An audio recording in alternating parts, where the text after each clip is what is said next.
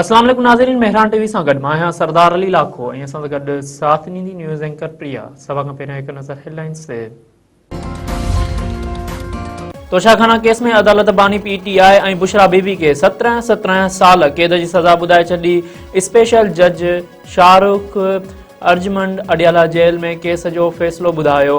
अदालत पारां बानी PTI बुशरा बीबी खे 1 करोड़ 64 लख ॾंड जी सज़ा बि ॿुधाए छॾी। 2 डिसंबर 2024 ते बानी PTI ऐं बुशरा बीबी मथां केस में फर्ज़ जुर्म लागू कयो वियो हो। 13 जुलाई 2024 ते तोशाखाना 2 केस में ॿिन्हिनि जी गिरफ़्तारी ज़ाहिर कई वई हुई।